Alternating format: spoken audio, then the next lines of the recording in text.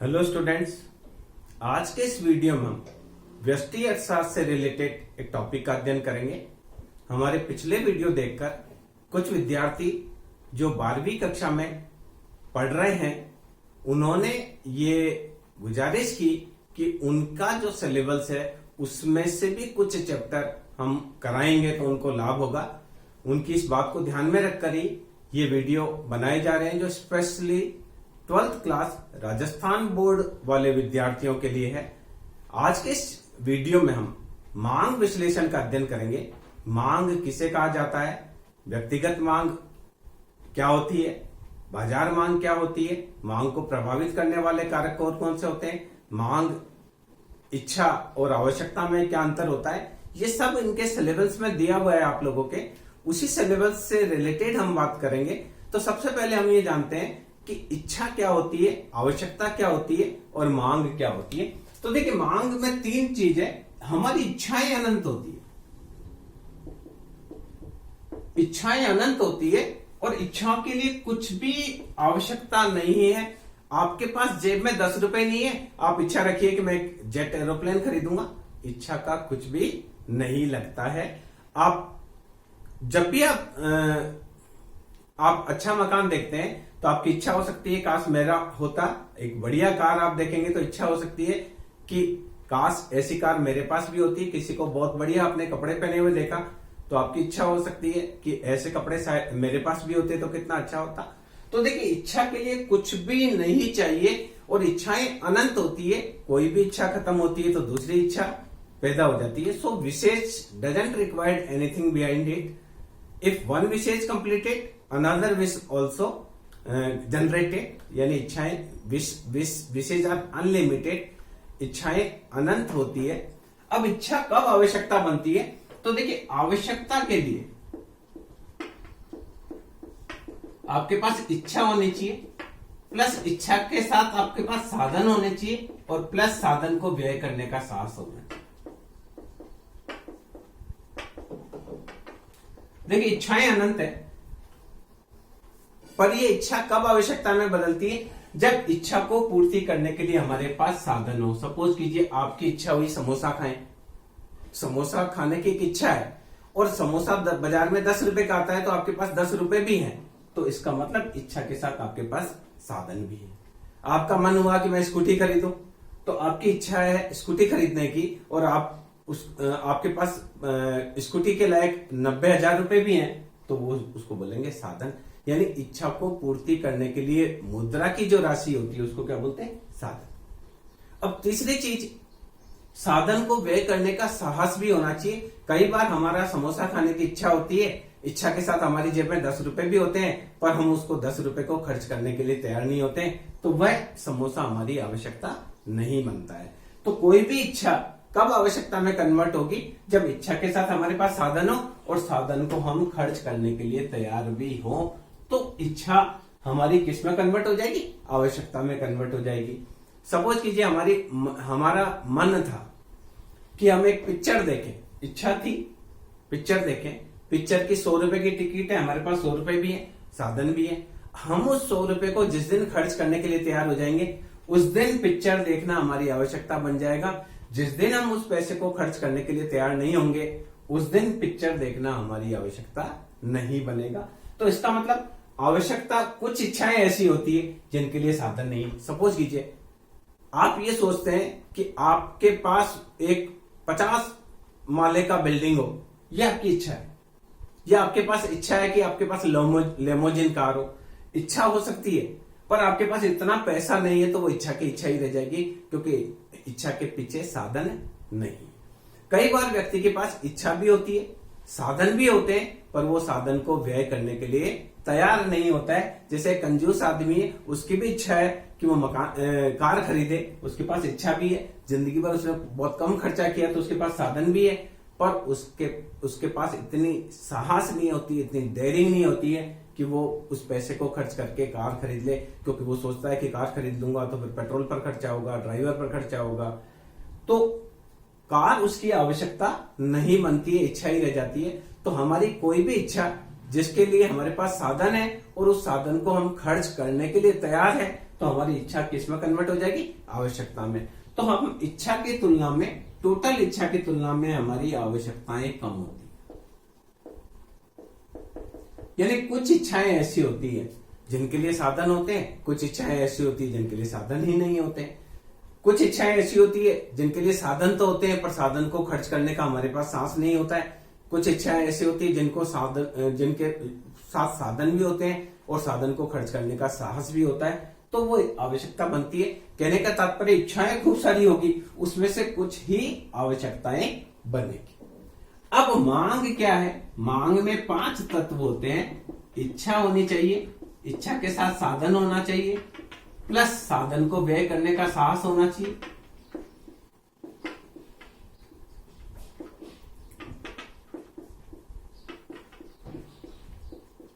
इसके साथ निश्चित कीमत होनी चाहिए और एक निश्चित समय होना चाहिए। देखिए, अगर मैंने कहा कि जयपुर के एक दुकानदार को एक ट्रक मक्का की आवश्यकता है। मान लीजिए ए दुकानदार को एक ट्रक मक्के की आवश्यकता है। आपने उस दुकानदार से फोन करके पूछा कि आपको एक ट्रक मक्की की आवश्यकता है? बोले हाँ। उसने हाँ भरी, आप लेकर चले गए एक ट्रक मक्की। अब उसने बोला कि मक्की, आप वहां जाकर पूछा मक्की आप क्या भाव दोगे? आपने बोला कि हम तो 20 रुपए किलो देंगे। उसने बोला नहीं, 18 रुपए किलो देनी है तो दो। तो ऐसी स्थिति में आपका वहां लेकर जाना व्यर्थ हो जाएगा, क्योंकि आपने कीमत निश्चित नहीं की। तो मांग कब होगी? जब इच्छा हो, साधन हो, साधन को व्यय करने का साथ हो, साथ में कीमत भी निश्चित होनी चाहिए। कई बार क्या होता है, ये तीनों चीज हम करने के लिए तैयार हैं, इच्छा भी हमारी है, साधन भी है, साधन को हम व्यय करने के लिए तैयार भी है, पर हमारी कई बार कीमत निश्चित नहीं होती है। आप कपड़े लेने गए, आपका एक ड्रेस खरीदने की इच्छा थी, आप पैसा लेकर गए 1000 रुपए, इच्छा थी, साधन थे, और आप साधन को खर्च करने के लिए तैयार थे, तभी जींस की दुकान पर या कपड़े की दुकान पर आप गए। पर हुआ क्या कि कपड़े वाला उस ड्रेस के 800 रुपए बता रहा था, आपने बोला मेरे दोस्त ने ऐसी की ऐसी ड्रेस 600 रुपए में लिए, तो आपकी कीमत निश्चित नहीं हो पाई। वो 800 से नीचे देने के लिए तैयार नहीं था। आपको लगा कि मेरा दोस्त 600 के लेके आया तो मैं तो वहीं से लेकर आ जाऊंगा, तो निश्चित कीमत नहीं हुई, तो वो मांग आपकी नहीं हुई। इसके अलावा एक और निश्चित समय भी होना चाहिए, तब ही ये पांचों चीज होगी। नंबर 1, नंबर 2, नंबर 3, नंबर 4 और नंबर 5, ये पांचों चीज मिलेगी तो क्या बनेगी? मांग। मांग क्या है? किसी वस्तु की निश्चित कीमत पर निश्चित समय में मांगी जाने वाली वस्तु की मात्रा ही मांग है। तो यहां देखिए, इच्छा अलग होती है, आवश्यकता, इच्छा में कुछ नहीं चाहिए। आवश्यकता में 3 तत्व होते हैं, इच्छा प्लस साधन को व्यय करने का साहस। जबकि मांग क्या होती है? मांग में 5 तत्व होते हैं,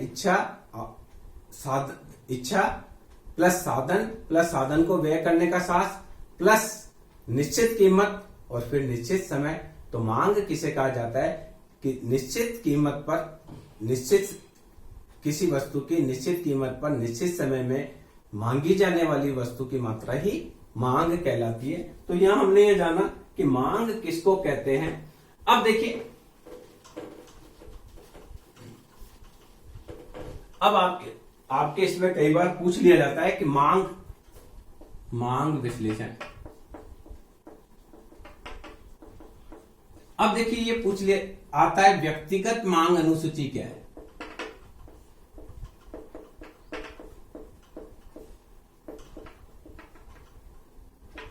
तो देखिए, मान लीजिए कीमत है, पहले आप थोड़ा इसको समझ लीजिए, फिर व्यक्तिगत मांग सूची। सामान्य रूप से क्या होता है, जब कीमत बढ़ती है तो मांगी जाने वाली मात्रा घटती है, जब कीमत घटती है तो मांगी जाने वाली मात्रा बढ़ती है। अब देखिए, मार्केट में जब मटर 30 रुपए पाव है और आपको घर वालों ने कहा मटर लेकर आना, तो आप 5 किलो नहीं लेकर जाएंगे, आप हो सकता है 1 किलो ही लें। जब मटर की रेट, देखिए वापस इसको समझिए, जब मार्केट में मटर 120 रुपए किलो है, शुरू में जब मटर आता है तो मार्केट में महंगा होता है, तो जब उसका रेट 120 रुपए किलो है तो हम उसकी क्वांटिटी 1/4 ही लेना चाहेंगे यानी पाव भर ही लेना चाहेंगे। जब 60 रुपए किलो हो जाता है हम आधा किलो ले लेंगे। जब ये 40 रुपए किलो हो जाता है तो हम 1 किलो लेने लग जाते हैं। जब ये 20 रुपए किलो हो जाता है तो हम 2 किलो लेने लग जाते हैं। यानी क्या होता है, सामान्य रूप से कोई भी वस्तु की कीमत गिरती है तो मांगी जाने वाली मात्रा बढ़ती है, और कीमत बढ़ती है तो मांगी जाने वाली मात्रा घटती है। तो अब इसी चीज को अगर हम सूची में बताएं तो मांग अनुसूची कहते हैं। तो देखिए यहां कीमत है, कीमत आपके यहां इस पर दे रखी है। जैसे मान लीजिए कोई वस्तु की कीमत है 25 रुपए, फिर ये 50 रुपए, फिर 75 हो गई, फिर 100 हो गई। तो यहां देखिए कीमत कम है तो मांग ज्यादा होगी। मान लीजिए यहां 1 किलो खरीदते हैं तो ये 1000 ग्राम खरीदी। फिर कीमत बढ़ी तो आपने खरीदना कम किया, फिर और कीमत बढ़ी तो और खरीदना कम किया, और कीमत बढ़ी तो और खरीदना कम कर दिया, पाव भर ही लेने लग गए। जब 100 रुपए की कीमत हो गई तो वस्तु की कीमत 100 रुपए होने पर पाव भर ही लेने लगे। सपोज कीजिए ये एप्पल है तो 25 रुपए किलो है तो 1 किलो ले रहे हैं, 50 रुपए किलो है तो 750 ग्राम ले रहे हैं, 75 रुपए किलो गई तो आधा किलो ही ले रहे हैं, और 100 रुपए किलो गई तो पाव भर ही ले रहे हैं। तो ये कीमत और मांगी जाने वाली मात्रा में जो संबंध बताता है इसको बोलते हैं व्यक्तिगत मांग अनुसूची। एक व्यक्ति के द्वारा विभिन्न कीमत पर मांगी जाने वाली मात्रा को दर्शाने वाले इसको तालिका को व्यक्तिगत मांग अनुसूची की संज्ञा दी जाती है। अब इसी का ही वक्र बनाएंगे तो किस प्रकार से वक्र बनेगा, देखिए कीमत 25 रुपए, 50 रुपए, 75 रुपए, 100 रुपए। ये कीमत 25, 50, 75 और 100, यहां हमने ले लिया कीमत।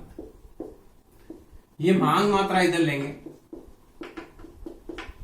तो यहां मांग हमने ली 250, 500, 750, 1000। ये देखिए 250, 500, 750, 1000 ये ग्राम में है। तो देखिए जब 100 रुपए है तो हम 250 ग्राम ही लेते हैं। 75 है तो आधा किलो ले लेते हैं। 50 है तो 750 ग्राम ले लेते हैं, और 25 है तो ये देखिए मांग वक्र, ये व्यक्तिगत मांग वक्र है। इसको बोलेंगे व्यक्तिगत मांग वक्र, क्योंकि एक व्यक्ति के द्वारा विभिन्न कीमत पर मांगी जाने वाली मात्रा को दर्शाने वाला वक्र है, तो इसको बोलेंगे व्यक्तिगत मांग वक्र। मान लीजिए डिमांड फॉर ए, पहले ए व्यक्ति के बारे में हमने डिस्कस किया तो ये डिमांड फॉर ए कहलाएगा। इसी प्रकार से देखिए बाजार मांग वक्र किसको कहते हैं, बाजार मांग अनुसूची बताते हैं आपको, उसके बाद बाजार मांग वक्र किस प्रकार से बनाते हैं उसको भी दिखाएंगे। बाजार में जितने भी व्यक्ति हैं उनकी मांग को जोड़ दिया जाए तो आएगा बाजार मांग अनुसूची। मान लीजिए कीमत वही मैं ले लेता हूं, कीमत मैंने ली वही 25 रुपीज, 50 रुपीज, 75 रुपीज, 100 रुपीज। बाजार में ए व्यक्ति जो अभी हमने डिस्कस किया वो यहां खरीदता है 1000, यहां खरीदता है 750, यहां खरीदता है 500, यहां खरीदता है 250। बाजार में दूसरा व्यक्ति आता है बी, इसको नाम दिया हमने, ये इस पर खरीदता है, रेट कम है, यह खरीदता है 1100, यहां खरीदता है सपोज करो 800, यहां खरीदता है 600, यहां खरीदता है 400 ग्राम। सी व्यक्ति जो है वो मार्केट में आता है, ये इस पर खरीदता है 500, गरीब आदमी है, 25 पर 500 खरीदता है, 50 पर 250 खरीदता है, 75 पर 100 ग्राम ही खरीदता है, इस पे नहीं खरीदता है। मान लीजिए 3 ही व्यक्ति है तो बाजार की मांग होगी एक डिमांड, मान लो पूरे बाजार में 3 ही व्यक्ति, जितने भी व्यक्ति हैं उनकी डिमांड जोड़ेंगे। हमने ये माना कि मान लो 3 ही व्यक्ति है तो यहां देखिए कितना हो जाएगा, 25 रुपए पर वस्तु कितनी बिकेगी, ये बिकेगी 2600, ये बिकेगी 1800 ग्राम, यहां बिकेगी 1200 ग्राम, और यहां बिकेगी 650 ग्राम। तो ये बाजार मांग वक्र, ये बाजार मांग तालिका हो जाएगी। बाजार मांग तालिका, बाजार में जितने भी व्यक्ति हैं जो कि वस्तु को खरीदते हैं उन सबकी मांग को जोड़ दिया जाए तो उसको बाजार मांग तालिका की संज्ञा दी जाती है। अब इसका ग्राफ बनाएंगे तो किस प्रकार से बनाएंगे इसको देखते हैं। ये ए की मार्केट, ये बी का डिमांड, ये सी का डिमांड और ये मार्केट डिमांड। तो ए का देखिए 25 रुपए, 50 रुपए, 75 रुपए, 100 रुपए, 25, 50, 75, 100, 25, 50, 75, 100, 25, 50, 75, ये सबका एक ही टाइप। तो मान लीजिए ए का है ये 25, ये हमने सबका बना दिया।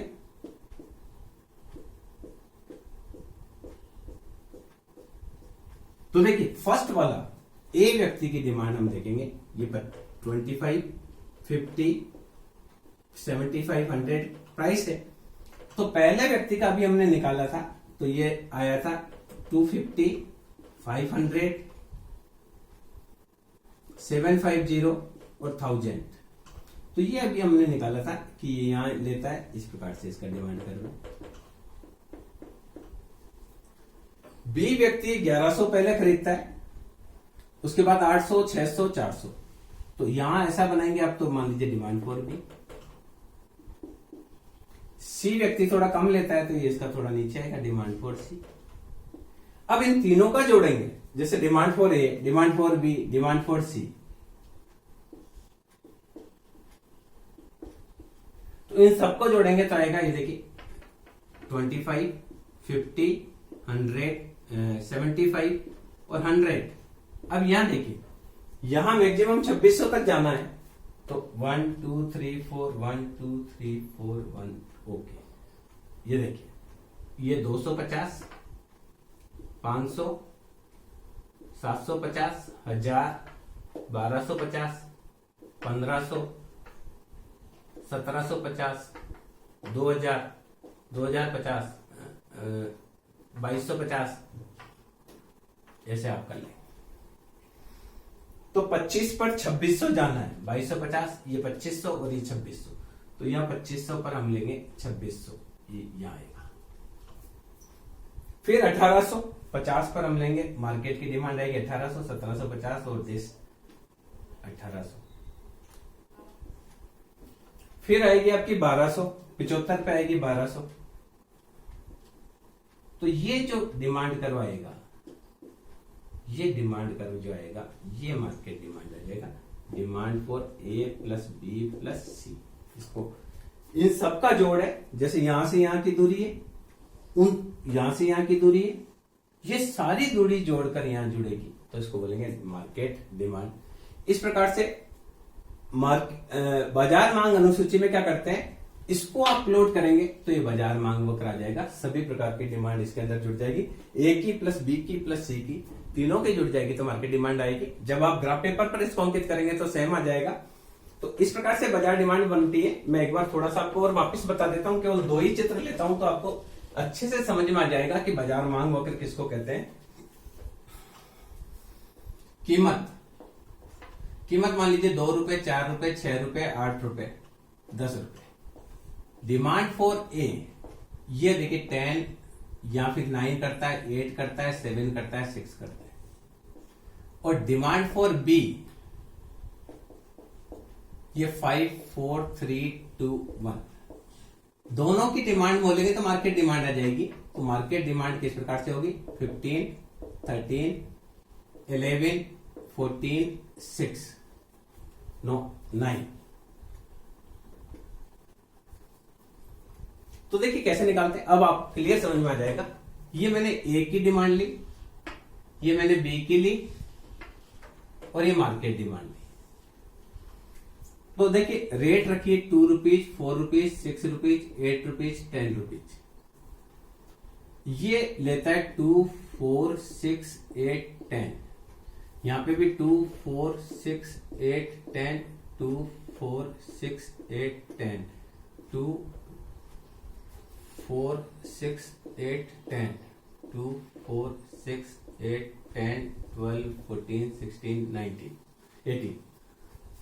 अब देखिए, ये देखिए फर्स्ट ए की डिमांड करेंगे 2 4 6 8 10 और यहां देखिए 2 4 6 8 10 ये मात्रा है। ए को देखिए, ए यहां लेता है 2 पर 10 रुपीज 10, उसके बाद लेता है 9,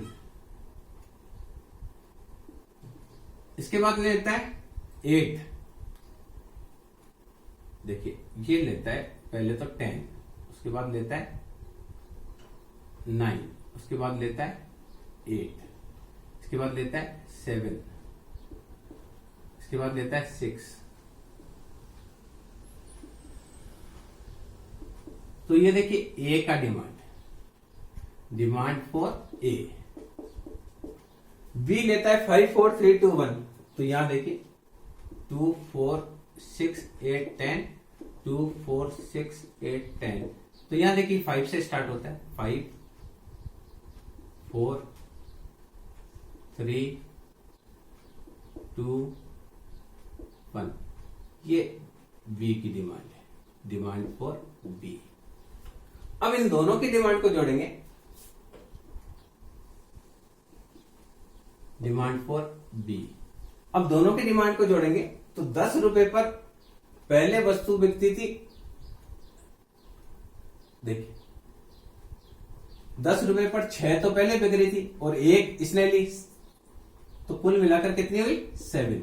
तो यहां देखिए अपन करेंगे 2 4 6 8 10, ये होगा 2 4 6 8 10 12 14 16। तो यहां देखिए 2 रुपीज पर 15 बिकनी, तो 2 रुपीज पर हम यहां करेंगे 15,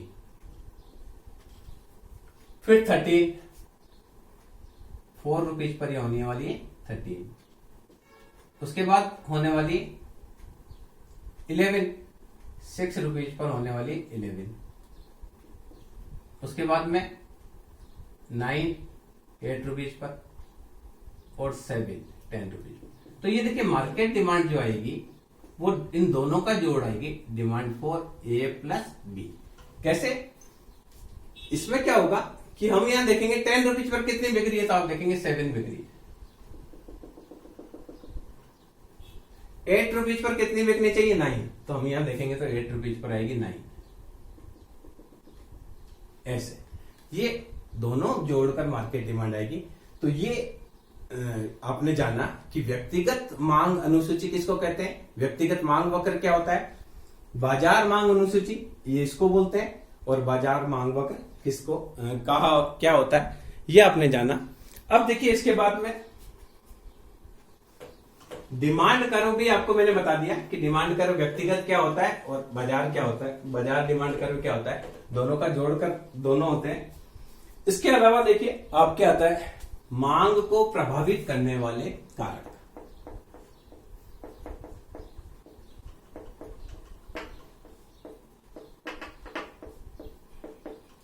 कौन कौन से तत्व, अब देखते हैं मांग को प्रभावित करने वाले कारक कौन कौन से हैं।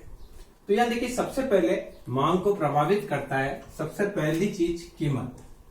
जैसा आपको पता है कि कीमत बढ़ने पर मांगी जाने वाली मात्रा घटती है, और कीमत कोई वस्तु सस्ती होती है तो हम उसकी मात्रा ज्यादा खरीदते हैं। जैसे देखिए सपोज कीजिए कीमत है 2 रुपए से 4 रुपए, 4 रुपए से 6, 6 से 8, 8 से 10।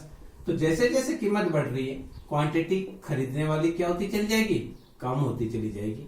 तो यहां देखिए प्राइस बढ़ने पर क्वांटिटी कम खरीदी जाती है और प्राइस के घटने पर क्वांटिटी ज्यादा खरीदी जाती है।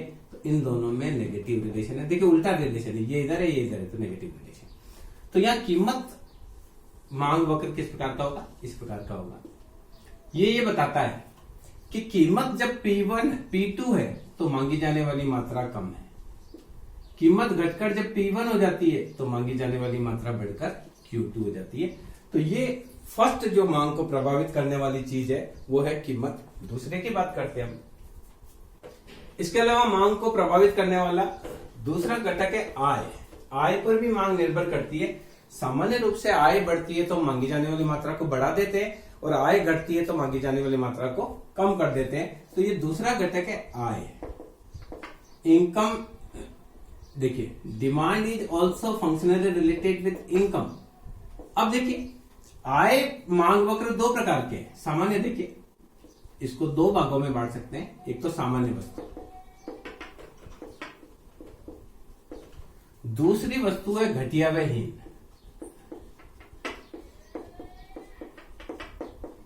इसको गिविंग भी बोलते हैं। अब देखिए सामान्य वस्तु में क्या होता है, इनकम हमारी बढ़ेगी, इनकम बढ़ी, हमारी इनकम मान लीजिए 500 से 5,000 रुपए से हमारी इनकम बढ़कर 10,000 हो गई, 10,000 से हमारी इनकम 30,000 हो गई। तो सामान्य वस्तु जैसे जैसे इनकम बढ़ेगी हम क्या करेंगे, ज्यादा खरीदेंगे, या 2 खरीदते थे तो 5 खरीदेंगे या 10 खरीदेंगे, मात्रा बढ़ेगी। जैसे जैसे आय बढ़ेगी उस खरीदी जाने वाली मात्रा बढ़ेगी। तो यहां देखिए आय मांग वक्र इस प्रकार का होता है। आय जब I1 थी तो हम कम लेते थे, आय बढ़कर जब I2 हो गई तो हमने खरीदी जाने वाली मात्रा को क्या कर दिया, बढ़ा दिया।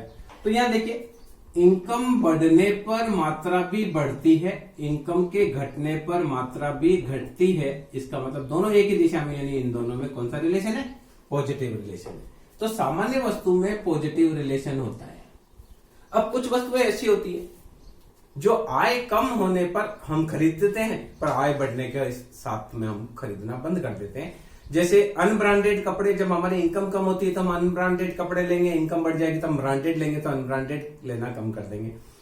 इनकम हमारी कम है तो व्यक्ति हो सकता है देसी घी के स्थान पर डालडा घी खा रहा है, पर जैसे जैसे इनकम बढ़ेगी वो डालडा घी की परचेजिंग को क्या कर देगा, बंद कर देगा, उसकी जगह देसी घी खाने लग जाएगा।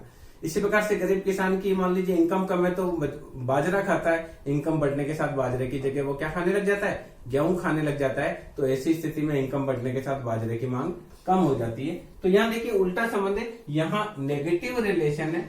कैसे देखिए, आय और डालडा घी की मांग,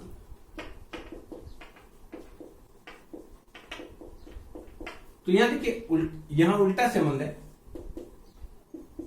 आय ज्यादा है तो डालडा घी कम खरीदता है, आय कम है तो मजबूरी में डालडा घी खरीदता है। ये देखिए Q1 Q2 इनकम I1 से I2, या आप इसको डालडा घी की जगह यूं भी ले सकते हैं, अनब्रांडेड कपड़े। तो देखिए इनकम कम है तो अनब्रांडेड कपड़े ज्यादा थे उसके पास, इनकम बढ़ गई तो वो सारे ब्रांडेड लेने लग गया, ज्यादा ब्रांडेड लेने लग गया इनकम बढ़ने के साथ, तो अनब्रांडेड कपड़ों की डिमांड उसकी घट गई। तो यहां देखिए इनकम बढ़ने के साथ क्वांटिटी की डिमांड घट रही है, इनकम के घटने पर क्वांटिटी की डिमांड बढ़ रही है, यहां नेगेटिव रिलेशन है। ये मांग को प्रभावित करने वाले दूसरे घटक की बात करी वो है आय। और देखिए इसके अलावा मांग प्रभावित होती अन्य वस्तुओं की कीमतों से भी प्रभावित होती है, इसके अलावा जनसंख्या वगैरह की बात हम करेंगे। तीसरी मांग को प्रभावित करने वाले तत्व, तीसरी मांग है अन्य वस्तु की कीमतें।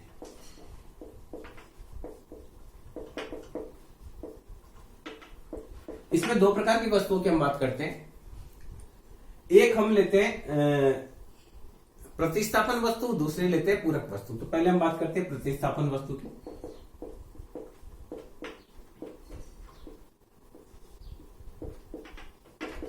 प्रतिस्थापन वस्तुएं वह वस्तु होती है जो एक के स्थान पर दूसरी काम आती है। जैसे हम समोसे के स्थान पर कचौरी खा सकते हैं, पेन के स्थान पर पेंसिल से लिख सकते हैं, जूतों के स्थान पर हम सैंडल पहन सकते हैं, प्रतिस्थापन है। रोटी के स्थान पर हम चावल खा सकते हैं, ये भी प्रतिस्थापन है।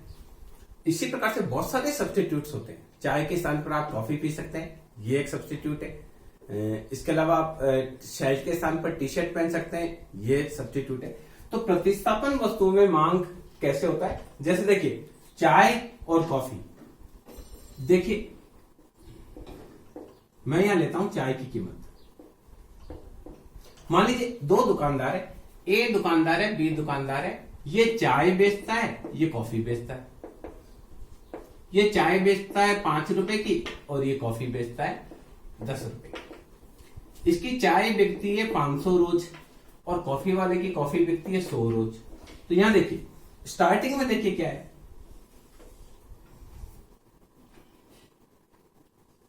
चाय की कीमत मैंने यहां लिया, चाय की कीमत, और यहां लिया है कॉफी की मांग। जब चाय 5 रुपए की बिकती है तो हर आदमी चाय पीता है, तो कॉफी कितनी बिकती है, केवल 100 ही बिकती है।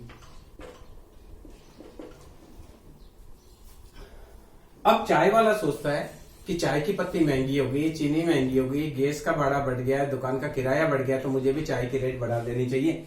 तो उसने क्या किया, चाय की रेट कर दी 10 रुपए।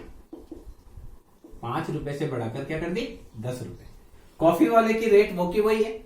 अब चाय तो बिकना, चाय 10 रुपए की होने पर चाय तो बिकती है 50 और कॉफी वाली बिक जाती है, कॉफी बिकती है 500। चाय तो 100 ही बिकती है और कॉफी कितनी बिकती है 500। तो रेट तो चाय ने बढ़ाई 10 रुपए और सारा का सारा फायदा किसको मिला है, कॉफी को मिला है। ये देखिए अन्य वस्तुओं की कीमतों से भी मांग प्रभावित होती है। चाय की कीमत से कॉफी की मांग प्रभावित होती है, अर्थात चाय महंगी होगी तो कॉफी ज्यादा बिकेगी, चाय सस्ती होगी तो कॉफी कम बिकेगी। इसको बोलते हैं प्रतिस्थापन वस्तु। प्रतिस्थापन का मतलब एक के स्थान पर दूसरे काम में ले सकते हैं। तो यहां देखिए प्राइस ऑफ टी बढ़ेगा तो क्वांटिटी ऑफ कॉफी बढ़ेगी, प्राइस ऑफ टी कम होगा तो क्वांटिटी डिमांड फॉर कॉफी कम होगी। ये पॉजिटिव रिलेशन है, यानी प्रतिस्थापन वस्तुओं में धनात्मक संबंध होता है। इसके अलावा देखिए पूरक वस्तु होती है। पूरक का मतलब एक वस्तु लेगो तो आपको दूसरी लेनी पड़ेगी, इसको बोलते हैं पूरक वस्तु। पूरक वस्तुएं, पूरक वस्तुएं वे वस्तु होती है जो सामान्य रूप से दोनों साथ साथ खरीदते हैं। हम कार खरीदेंगे तो हमको पेट्रोल खरीदना पड़ेगा, हम शाही वाला पेन लेंगे तो हमको शाही खरीदनी पड़ेगी, हम बाजार में जाकर रोटी का ऑर्डर देंगे तो हमको सब्जी लेनी पड़ेगी। सामान्य रूप से हम जूतों के साथ जुराब भी लेते हैं, बाएं पैर का जूता लेंगे तो दाएं पैर का भी लेना पड़ेगा, बाएं हाथ का दाएं हाथ का ग्लव्स लेंगे तो बाएं हाथ का भी लेना पड़ेगा। इसका मतलब पूरक है, एक लोगे तो आपको दूसरी लेनी पड़ेगी। आप कार खरीदोगे तो कार के साथ आपको पेट्रोल या डीजल जिसकी भी कार है वो लेनी पड़ेगी। आप शाही वाला पेन लोगे तो आपको साथ में शाही लेनी पड़ेगी। दाएं पैर का मैं ग्लव, दाएं हाथ का मैं ग्लव लेता हूं तो बाएं हाथ का ग्लव्स भी लेना पड़ेगा, और बाएं पैर का मैं जूता लेता हूं तो दाएं पैर का भी लेना पड़ेगा। तो यहां देखिए ऐसी स्थिति में क्या होता है, इसको देखिए, ये देखिए मान लीजिए कार, पेट्रोल, पेट्रोल की कीमत और कार की मांग उल्टा संबंध है। पेट्रोल बहुत सस्ता है, पेट्रोल 50 रुपए लीटर है, तो कार विक्रेता की महीने में 100 कार बिकती है। पेट्रोल हो गया 300 रुपए लीटर, तो अब ये 10 कार ही बिकती है, क्योंकि कार लोगे तो पेट्रोल महंगा है, इतना महंगा पेट्रोल की कार कैसे चलाएंगे। तो देखिए पेट्रोल की कीमत से कार की मांग प्रभावित हो रही है। इसका मतलब किसी वस्तु की मांग अन्य वस्तु की कीमत से भी प्रभावित होती है। तो यहाँ ऐसी स्थिति में जो कर्व बनेगा वो कर्व इस प्रकार का बनेगा कि पेट्रोल जब 300 रुपए लीटर है तो कार 10 ही बिकती है, कार की मांग Q1।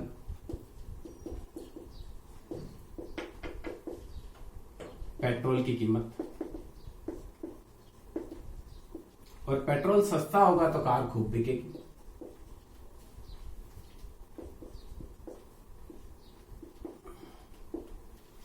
ये ए और बी ये डिमांड कर। तो यहां देखिए प्राइस ऑफ पेट्रोल बढ़ेगा तो क्वांटिटी ऑफ कार घटेगी। प्राइस ऑफ पेट्रोल सस्ता होगा तो क्वांटिटी डिमांड फॉर कार बढ़ेगी। इसका मतलब नेगेटिव रिलेशन है। तो पूरक वस्तु में ये नेगेटिव रिलेशन होता है। ये अन्य वस्तु की कीमतों की बात करी हमने। इसके अलावा देखिए मांग इस पे भी डिपेंड करती है कि हमारा कोई चीज की आदत क्या है, टेस्ट और प्रेफरेंस। चौथा देखिए रुचि व आदत। कोई चीज हमको पसंद है तो उसकी डिमांड बढ़ेगी, जो चीज हमको पसंद नहीं है उसकी डिमांड घटेगी। तो यहां देखिए कोई चीज हमारी हैबिट में है, देखिए डिमांड यहां अगर P1 है तो भी Q1 है। अगर कीमत बढ़ेगी, रुचि की वस्तु है तो भी डिमांड बढ़ेगी, या पॉजिटिव रिलेशन है। इसी प्रकार से कोई चीज हैबिट में है, जैसे H1 हैबिट कम है तो क्वांटिटी कम है। ज्यादा आदत हो गई खराब, मान लो कोई को गुटखा खाने की आदत है, पहले एक ही गुटखा खाता था, अब आदत ज्यादा हो गई तो उसकी डिमांड भी क्या होगी, ज्यादा। इसी प्रकार से यहाँ देखिए, यहाँ रुचि का मतलब प्रेफरेंस, P1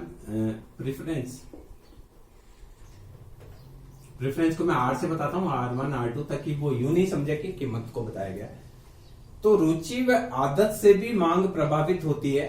हमारी कोई चीज की आदत बढ़ जाएगी तो उसकी डिमांड बढ़ेगी। कई जने गुटखा खाते हैं, शराब पीते हैं, तो उनकी आदत जैसे जैसे बढ़ती है उनकी मांग बढ़ चल जाती है।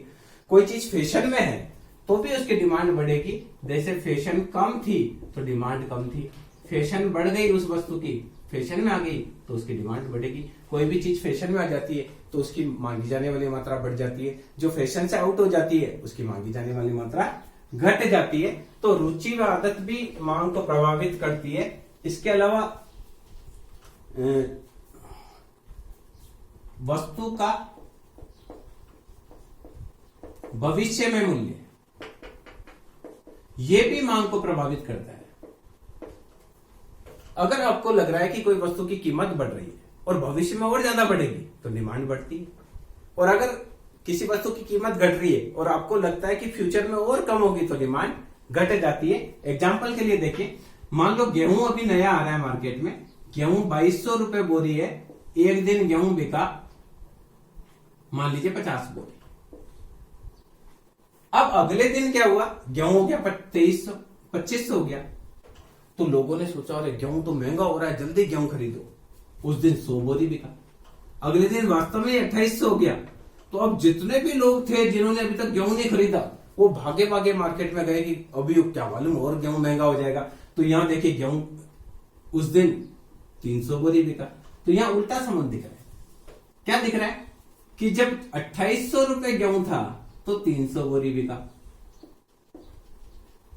और जब 2200 रुपए गेहूं था तो 50 बोरी बिका। तो किसी वस्तु के भविष्य के मूल्य से भी मांग प्रभावित होती है। भविष्य में अगर मूल्य और बढ़ने की संभावना है तो बढ़े हुए मूल्य पर भी वस्तु ज्यादा बिकती है। भविष्य में कोई वस्तु के मूल्य इसी प्रकार से उल्टा है, भविष्य में किसी वस्तु का मूल्य गिरने की संभावना है तो फ्यूचर में तो उस वस्तु की मांग और घट जाती है। तो कहने का तात्पर्य है, इसके अलावा देखिए जनसंख्या भी मांग को प्रभावित करती है। जनसंख्या ज्यादा होगी तो डिमांड भी ज्यादा होगी, क्योंकि खाने वाले ज्यादा हैं, पॉपुलेशन कम है तो डिमांड भी कम है। पॉपुलेशन बढ़ गई तो मांगी जाने वाली मात्रा भी क्या होगी, बढ़ेगी।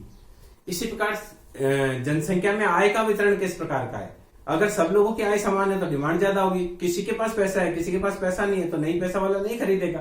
तो कुछ ही लोगों के पास पैसा होगा तो डिमांड कम होगी। तो कहने का तात्पर्य यह है कि मांग कई तत्वों से प्रभावित होती है।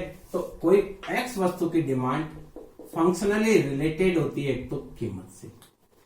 क्लियर। एक इनकम पे डिपेंड करती है। इसके अलावा अन्य वस्तु P1 वस्तु, P2 वस्तु, P3 वस्तु, Pn वस्तु पे डिपेंड करती है। इसके अलावा आपका रुचि के आय, टेस्ट कैसा है, आपकी हैबिट कैसी है, इस पे भी डिपेंड करती है। इसके अलावा पॉपुलेशन कितनी है, इस पे भी मांग डिपेंड करती है। क्लियर। इसके अलावा गवर्नमेंट की पॉलिसी कैसी है, इस पे भी मांग डिपेंड करती है। गवर्नमेंट पॉलिसी भी होती है।